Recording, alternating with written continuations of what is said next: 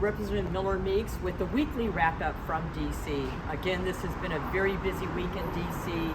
We had a hearing with the EPA Administrator, Michael Regan, and it seems that they're advancing their climate environment agenda at the risk of having enough energy. So we want energy that is abundant, that is affordable, that is accessible, and that's reliable.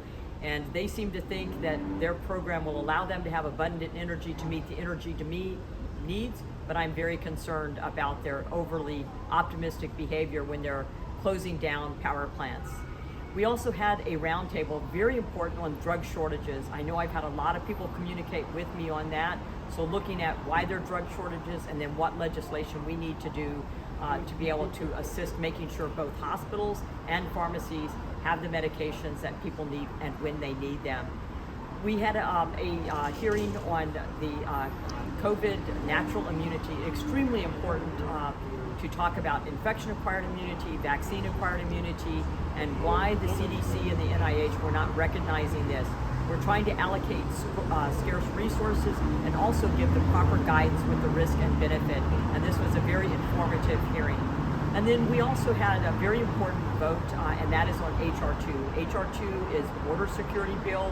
So it addresses asylum, it addresses the vast numbers of individuals that are coming across our border and being processed and then let into the interior of our country, the fentanyl crisis and how many Iowans and Americans have died of opioid overdoses, and then people coming through the terror watch list and cartel members, which are the known gotaways that are coming across our border. So very important that we put across that bill. We also had, reception from President Biden with Speaker McCarthy to talk about the debt limit. And I remain hopeful that when they meet on Friday that we'll be able to come to some negotiations and be able to have the President and the Senate pass the debt limit. The House has already passed an increase to the debt limit. We have done our job and done our responsibility. Lastly, we've been monitoring the flooding closely in Iowa. We know that it's down. We're very happy about that. And I really congratulate all of the mayors, the elected officials, the businesses along the river for all they have done to address the flooding.